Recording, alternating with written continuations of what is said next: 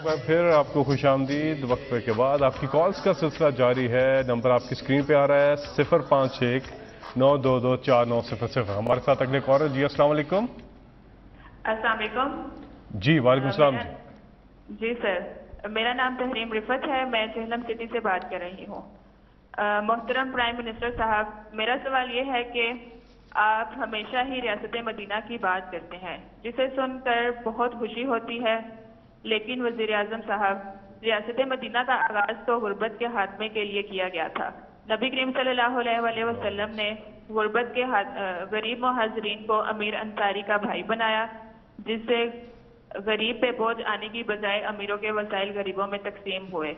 लेकिन आज आपके 3 साल दौरे इक़्तिदार में महंगाई का जिन आपे से बाहर हो चुका है। बिजली और पेट्रोल की कीमतें इंतहा को छू रही हैं। अगर आप वाकई वतन अजीज पाकिस्तान को रियासत मदीना का मॉडल बनाने में मुखलिस हैं, तो प्लीज़ हमें बताएं कि आपकी हुकूमत महंगाई के सामने बेबस क्यों नजर आती है। बहुत शुक्रिया। अच्छा जी, अब मैं एंड पे आ रहा हूं, तो इसलिए मैं ज़रूरी है कि आप सारों को अपनी जो विज़न है पाकिस्तान की, वो मैं वो बताऊं कि विज़न क्या है और हम किस तरह उस विज़न की तरफ जा रहे हैं, ताकि आपको ये पता हो ना किबला कौन सा हमारा, हम जा किधर रहे हैं। यानी ये जो सारी कोशिशें कर रहे हैं, ये किस मंजिल की तरफ है। देखिए, जब आप नमाज पढ़ते हैं ना 5 वक्त पे, जब आप अल्लाह से सिर्फ एक ही चीज़ नमाज पढ़ के मांगते हैं कि अल्लाह हमें उनके रास्ते पे लगा जिनको तूने नेमतें बख्शी, सिर्फ एक चीज़ मांगते हैं। ये याद रखें कि वो रास्ता है, हम मंजिल नहीं मांग रहे हैं, हम उस रास्ते पे चलते हैं, क्योंकि वो रास्ता, वो मंजिल तो वो उस पे जो पहुंचे वो नबी सल्लल्लाहु अलैहि वसल्लम पहुंचे हैं, वो तो हम पहुंच नहीं सकते। लेकिन हम अगर उनके रास्ते पे भी चले गए तो ये मुल्क बिल्कुल एक अजीम मुल्क बन जाएगा। ये बना था इस्लामी फलाई रियासत, ये इसका मकसद था पाकिस्तान का बनने का।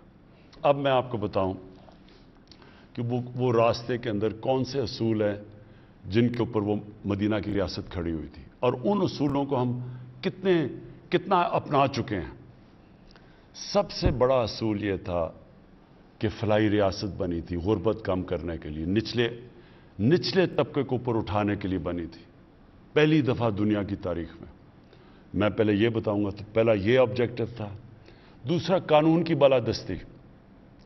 2 खलीफा वक्त, पहले 4 में से 2 खलीफा वक्त अदालत में गए, जबकि उनका क्या किरदार था, उनका क्या स्टेटस था, खलीफा थे, उसके बावजूद वो अदालत में जाके खड़े हुए सिर्फ एक चीज़ बताने के लिए कि कानून की हुक्मरानी है, ताकत की हुक्मरानी नहीं है।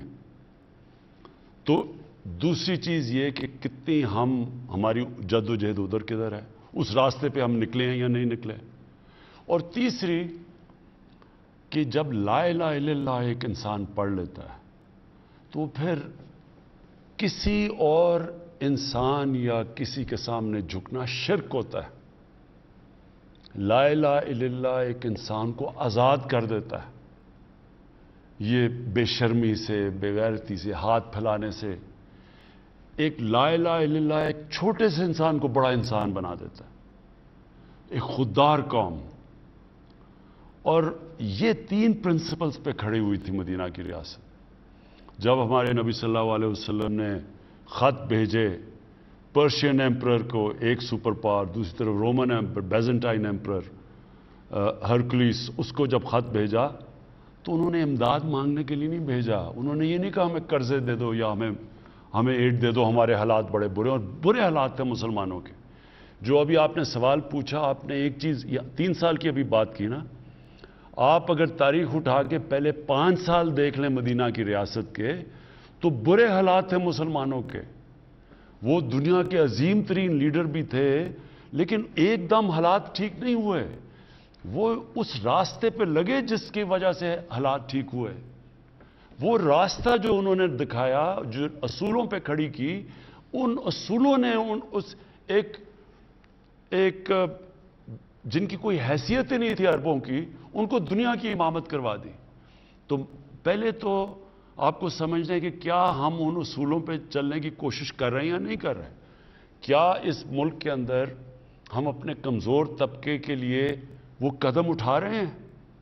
कभी पाकिस्तान में किसी ने सोचा था कि हेल्थ कार्ड जिन सूबों में हमारी हुकूमत है, पख्तूनख्वा, पंजाब, आज़ाद कश्मीर में अब और गिलगित बल्तिस्तान, इन सारे सूबों में जिधर हमारी हुकूमत है वहां पूरी तरह हम हर शहरी को हेल्थ कार्ड दे रहे हैं, हेल्थ इंश्योरेंस।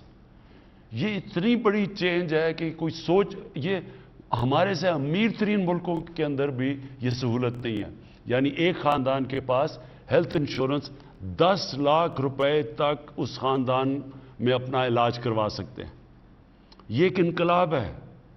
ये अभी तक लोगों को पूरी तरह पता नहीं चला कि ये कितना बड़ा हमने कदम उठाया है। तो ये उसी तरफ जा रहे हैं फलाई रियासत पे। फिर पनाहगाह, हमने जो पनाहगाह बना रहे हैं ये गरीब मजदूरों के लिए, जो बेचारा सारा दिन मेहनत करता है, वो हम चाहते हैं कि वो उसको खाना पीना भी वहाँ मिले, सोए भी वहाँ, नहाए धोए भी वहाँ, मजदूरी करे और जो मजदूरी से पैसा उठाए अपनी बीवी बच्चों को भेज सके। ये पनाहगाह में अभी हम इजाफा कर रहे हैं। मैं अभी आपको बता दूं कि हमने अभी तक कितनी पनाहगाह बना चुके हैं। है आपके पास? हम अब तक 22 पनाहगाह बना चुके हैं शहरों के अंदर और 11 और बनने वाली हैं। और इंशाअल्लाह ये हम फिर फैलाते जाएंगे जिधर जिधर मजदूर काम करते हैं उनके लिए रहने के लिए। ये मैं समझता हूं कि अगर हमें जाने तक, अगर हम अभी 33 हमारी बनेंगी, अगर हम ये सारे शहरों के अंदर जिधर मजदूर काम करते हैं वहां अगर हम पनाहगाह बना गए, मैं इसको अपनी बहुत बड़ी अचीवमेंट समझूंगा। क्योंकि अमीर मुल्कों के अंदर भी ऐसा नहीं है। वहां भी, अब अमेरिका के अंदर भी सड़कों पर रात कई जगह उनके पास छत नहीं होती, सोते हैं, जो सबसे दुनिया का अमीर मुल्क है। मैं ये चाहता हूं कि पाकिस्तान में कभी ना हो कि हमारे लोग, हमारा मजदूर बेचारा सड़कों पर सोए। तो उसके लिए पनाहगाह बना रहे हैं। फिर हम एक भूखा ना सोए, हम अभी अपने बसेस शुरू किए हैं और इनका अभी तक हमारे 12 बसेस हैं। ये फिरती हैं, ये 4 शहरों के अंदर अभी हम लेके आए हैं। ये ट्रक हैं, क्योंकि एक्सपेरिमेंट अभी कर रहे हैं कि पहले हमने थोड़े से पनाहगाह बनाए, उनको फिर हमने बेहतर किया, उनकी स्टैंडर्ड, उनके SOPs बनाए, अब हम उनको फैलाएंगे। इसी तरह हमने पहले एक्सपेरिमेंट किया, हमारी बस जाती है गरीब इलाकों में, लोगों को खाना देती है। अब हम ये बसेस बढ़ाते जाएंगे। अभी हमारे पास 12 बसेस हैं। हमारा है कि अगले 6 महीने में 50 ट्रक हमारे जाएं गरीब इलाकों के अंदर और इंशाल्लाह इसको मजीद बढ़ाते जाएंगे। अच्छा जी, उसके अलावा जो अब हम करने जा रहे हैं वो है कामयाब पाकिस्तान। अब ये मेरा सबसे बड़ा प्रोग्राम आने वाला है। कामयाब पाकिस्तान के अंदर क्या होगा कि जितने 40% जो हमारे ख़ानदान हैं जो निचले तबके में हैं, उनके लिए एक घर के अंदर एक को टेक्निकल एजुकेशन मिलेगा, सारे घर को हेल्थ कार्ड मिलेगा ताकि वो अपना उनका इलाज हो जाए। एक हम उनको माइक्रो फाइनेंस से अपना घर बना के उनको कर्जा लेके दे रहे हैं। ये माइक्रो फाइनेंस कंपनीज हैं, वो क्या करेंगी कि अगर मैं अपना घर बनाना चाहूँ तो उनको पहली दफ़ा पाकिस्तान की तारीख में फाइनेंस मिलेगा।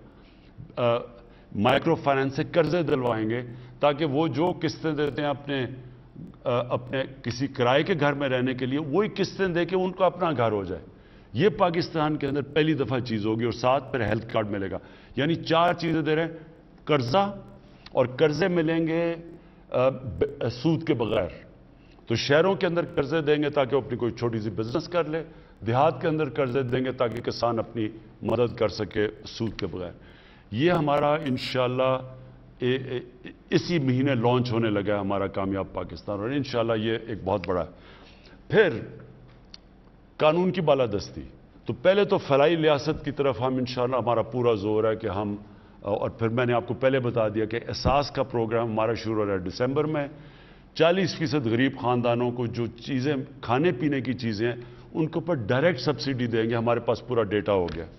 दूसरी चीज़ कानून की बालादस्ती। ये हमारी सबसे बड़ी इस वक्त जहाद चल रही है। जहाद ये है कि पाकिस्तान में ताकतवर एक कानून और गरीब के लिए दूसरा कानून। یہ جو قانون طاقت کی بالادستی ہے، اس کو قانون کی بالادستی میں لے کے آنا چاہتے ہیں. یہ سب سے مشکل کام ہے. اس میں مجھے آپ سب کی ضرورت ہے، کیونکہ یہ وہی قبضے گروپ ہیں جو کہ طاقتور ہیں، غریبوں کی زمینوں پہ قبضہ کرتے ہیں. یہ وہ سیاستدان ہیں، چوری کر کے پیسہ باہر لے گئے ہیں، اور ان کو ہاتھ ڈالو تو کہتے ہیں کہ جی آپ کی گورنمنٹ کرا دیں گے. ان کے اوپر ہم نے پورا ہاتھ ڈالنا ہے، اور ایک لوگوں کو آزاد کرنا ہے، لوگوں کو قانون دے کے، انصاف دے کے آزاد کرنا ہے. یہ دوسرا ہے. اور تیسرا خودداری. ہم یہ وہ ملک بنانا چاہتے ہیں جو انشاءاللہ ایک اپنے پیر پہ کھڑا ہو، کبھی کسی سے ہمیں بھیک نہ مانگنی پڑے، قرضے نہ مانگنے پڑے، کسی کے سامنے ہم ایڈ دے کے ان کی جنگوں میں نہ شامل ہوں، کیونکہ وہ ہمیں پیسے دے رہے ہیں تو ہم ان کی جنگ میں شامل ہو جائیں. ایک خوددار، ایک آزاد ملک. اور یہ بھی ایک جب قوم ایک فیصلہ کر لیتی ہے کہ ہم نے دنیا میں اپنی ہر پاسپورٹ کی عزت کروانی ہے، تو عزت تب ہوتی ہے جب ایک قوم اپنی خود عزت کرتی ہے، وہ خوددار قوم بن جاتی ہے، اس کی دنیا ریسپیکٹ کرتی ہے. تو یہ میرے 3 ایم ہیں، اور انشاءاللہ میری کوشش یہ ہے کہ 5 سال کے بعد، اب یہ جو ہمارا ٹرم ختم ہوگی، لوگ دیکھیں گے 5 سال پہلے کیا تھا پاکستان کے حالات اور 5 سال کے بعد کیا ہے. جی وقت کیونکہ کم ہے، ہم اب آج کے پروگرام کے آخری کالر سے بات کریں گے. جن کی کال نہیں لگ سکی، آپ اگلی بار ضرور کوشش کیجیے گا. ہمیں یہ احساس ہے کہ بہت سے لوگ کوشش کرتے ہیں، ان کا ٹیلی فون جو ہے تھرو نہیں ہوتا. ہم اس پروگرام کی فریکوینسی انشاءاللہ بڑھائیں گے تاکہ زیادہ سے زیادہ کالرز جو ہیں وہ وزیر اعظم پاکستان عمران خان صاحب سے بات کر سکیں. آخری کالر آج کے ہمارے ساتھ کون ہے؟ جی السلام علیکم. وعلیکم السلام. وزیر اعظم پاکستان. جی جی جی جی جی عمران خان صاحب السلام علیکم. جی وعلیکم السلام. ذوالقرنین حیدر عرض کر رہا ہوں ضلع رحیمیہ خان سے. کرپشن کے خلاف آپ نے جو بڑے بڑے برج گرائے وہ آپ کی پاکستان سے محبت اور مستقل مزاجی کی عکاسی کرتی ہے، جو قابل تعریف ہے. آج آپ سے براہ راست بات کا موقع ملا، جس کے لیے میں بہت زیادہ مشکور ہوں. مجھے اور مجھ جیسے ہزاروں لوگوں کو فوری انصاف کی آپ سے بہت زیادہ امید ہے. میں آپ کو جنوبی پنجاب کی Khwaja Farid university of engineering and information technology پر نظر ثانی کی درخواست کرتا ہوں کہ مکمل تحقیقات کروائی جائیں. گزشتہ چند سالوں سے پروفیسر ڈاکٹر سلیمان طاہر نے بطور وی سی یونیورسٹی کا چارج سنبھالا اور ملازمین پر ظلم و ستم کے پہاڑ گرائے. چند ہی مہینوں میں عرصہ 6 سال سے کام کرنے والوں کو وجہ بتائے بغیر 200 سے زائد ملازمین برطرف کر دیے گئے اور ان کا داخلہ یونیورسٹی میں ممنوع کر دیا گیا. آواز اٹھانے پر ہمیں سنگین قسم کی دھمکیاں دی گئی، جس پر اوکے میں اس کا تحقیقات کریں گے ہم کہ کیا اس کی حقائق، اور گورنمنٹ پنجاب سے بات بھی کریں گے. میں آخر میں صرف ایک چیز کہنا چاہتا ہوں. دیکھیں ہمارے لیے سب سے بڑا جو مسئلہ ہے نا، جو میرے لیے حکومت کے لیے تکلیف دے رہا ہے، وہ جو مہنگائی ہے. اب مہنگائی کئی وجوہات سے ہیں. ایک ہے کہ آپ کی امپورٹس، جب آپ چیزیں امپورٹ کرتے ہیں کھانے پینے کی چیزیں، تو جب ہمارا پریشر پڑا اور روپیہ نیچے آیا، تو اور روپیہ کیوں نیچے آیا؟ کیونکہ ہمارے پاس اتنا بڑا خسارہ کر کے چھوڑ کے چلے گئے، جس کو کرنٹ اکاؤنٹ کہتے ہیں، یعنی ڈالرز ہمارے کم ہو گئے ملک میں، اس کی وجہ سے روپے گر گیا، ڈالر کی قیمت اوپر چلی گئی، ساری چیزیں مہنگی ہو گئی. ایک تو وہ ہے. دوسرا ہمارا مسئلہ یہ ہے کہ ہمارے ملک میں بدقسمتی سے جو کسان چیزیں پروڈیوس کرتا ہے اور وہ جو بکتی ہیں آ کے شہروں میں ریٹیل میں، اس میں بہت بڑا فرق ہے. اب اس کو ہم کم کرنے کے لیے، تاکہ کسان کو بھی زیادہ پیسہ ملے اور لوگوں کے لیے بھی سستی چیزیں، اس کے لیے ہم سٹوریج 800 نئی سٹوریج بنا رہے ہیں. کیونکہ کسان کے پاس اگر سٹوریج ہو جائے تو پھر اس کو جلدی جلدی اپنا سامان نہیں بیچنا پڑتا، اور پھر اس کو اگر ہم کریڈٹ دے دیں، کسان کارڈ لے کے آ رہے ہیں تاکہ اس کے پاس قرضہ بھی آ جائے، تاکہ وہ آرتی کے پاس نہ جائے اور پھر اس کی بھی چیز مہنگی بکے اور لوگوں کے لیے بھی سستی ہو. تو اس کے اوپر ہم پورا کام کر رہے ہیں. لیکن میں اس کے باوجود آپ کو کہنا چاہتا ہوں، یہ میرے پاس ٹیبل ہے، دنیا میں جتنے بھی ملک ہیں آج، اس کی پوری لسٹ میرے پاس ہے. اس میں آپ یقین کریں کہ آج جو سب سے سستا ملک دنیا میں وہ کون سا ملک ہے؟ وہ آپ کا پاکستان ہے۔ اس وقت ہمارا ملک دنیا میں سب سے سستا ہے رہنے کے لیے۔ ہمارے سے اوپر ہے افغانستان، پھر ہندوستان، پھر سیریا، پھر ٹونیزیا، ازبیکستان، وینزویلا۔ یعنی ہم ان سارے ملکوں میں سے، یہ پوری میری لسٹ ہے، ان میں سے آج بھی پاکستان سب سے سستا ہے۔ پٹرول، لوگ بدقسمتی سے ہمیں قیمت بڑھانی پڑتی ہے۔ قیمت کیوں بڑھانی پڑتی ہے؟ کیونکہ باہر تیل بڑی تیزی سے مہنگا ہو گیا، پتہ نہیں کتنا 6 مہینے میں کدھر سے کدھر پہنچ گیا تیل۔ 47% بڑھا ہے تیل دنیا میں، تو ہم کیونکہ امپورٹ کرتے ہیں تو ہمیں بھی بڑھانا پڑتا ہے۔ تو دنیا میں 47% بڑھا ہے، پاکستان میں 11% بڑھا ہے صرف۔ آج سارے ملکوں میں سے جو تیل امپورٹ کرتے ہیں، سب سے سستا پیٹرول اور ڈیزل پاکستان میں ہے۔ صرف جو 27 ملک جنہوں میں ہمارے سے زیادہ سستا ہے، وہ خود ان کے ملک میں تیل ہے، ان کو امپورٹ نہیں کرنا پڑتا۔ تو جو امپورٹ کرتے ہیں ملک جس طرح پاکستان ہے، ہم دنیا میں آج سب سے سستا پیٹرول اور ڈیزل ہمارے ملک میں۔ کہنے کی یہ کوشش کر رہا ہوں کہ ہم جدوجہد کر رہے ہیں قیمتیں نیچے لانے کے لیے۔ یعنی یہ ہمارا سارا وقت، ہر ہفتے میٹنگ ہوتی ہے کہ کیسے ہم نے روکنا ہے، لوگوں کے لیے آسانیاں پیدا کرنی ہے۔ اور آخری بات یہ کہنا چاہتا ہوں کہ جو تنخواہ دار طبقہ، اس کو تو واقعی ہٹ ہوئی ہے کہ اگر آپ کی تنخواہیں ہیں تو جب چیزیں اوپر گئی ہیں، تنخواہ دار طبقے کے لیے مشکل وقت ہے، اور ان کے لیے ہم نے ابھی سیلری ان کی انکریز کی ہے، بڑھائی ہے اس باری۔ لیکن جو باقی کسان ہیں دیہات میں، ادھر تو 1100 ارب روپیہ پہلی دفعہ مزید اضافی کسانوں کے پاس کیا ہے۔ کبھی پاکستان کی تاریخ میں اتنا زیادہ پیسہ کسانوں کے پاس نہیں گیا، کیونکہ کبھی گندم کی یہ ریٹ نہیں ملی، کبھی گنے کا یہ ریٹ نہیں ملا، کبھی مکئی کا یہ ریٹ نہیں ملا۔ تو یہ جو ریٹ، جو اضافی پیسہ گیا ہے، ایک تو وہاں ان کے انکم بڑھی ہے۔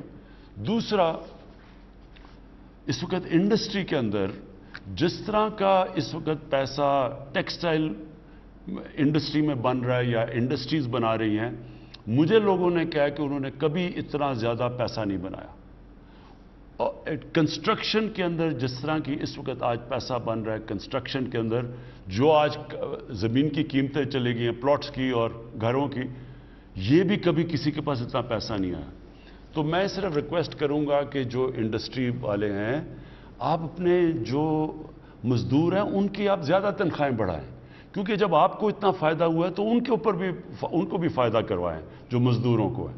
لیکن جو سیلریڈ لوگ ہیں، مجھے پتہ ہے آپ کی مشکلات ہیں، انشاءاللہ جس طرح ہمارا اب ٹیکس بڑھتا جا رہا ہے، ہماری آمدنی بڑھتی جا رہی ہے۔ آپ کو پتہ ہے ہم نے اس باری سب سے زیادہ پاکستان کی تاریخ میں ابھی ٹیکس اکٹھا کیا ہے، اور انشاءاللہ جو ہم FBR میں اب اور اصلاحات کر رہے ہیں، آٹومیشن لے کے آ رہے ہیں، تو ہماری آمدنی اور بڑھتی جائے گی۔ جیسی جیسی آمدنی بڑھے گی، انشاءاللہ ہم اپنی سیلریڈ کلاس کی بھی مدد کریں گے، اور ہم یہی پیسہ لگائیں گے اپنے انفراسٹرکچر کے لیے، اپنے کسانوں کے لیے، تاکہ ان کی پیداوار بڑھے۔ جب ہماری پیداوار بڑھے گی تو اس سے پھر ہماری جو کھانے پینے کی چیزیں بھی مہنگی نہیں ہوں گی۔ بہت بہت شکریہ۔ آپ یہ نمبر نوٹ کر لیں سٹیزن پورٹل کا، 05190000111 900011۔ آپ اپنی شکایات اس پہ بھی درج کر سکتے ہیں۔ پھر کبھی آپ سے ملاقات ہوگی۔ بہت بہت شکریہ۔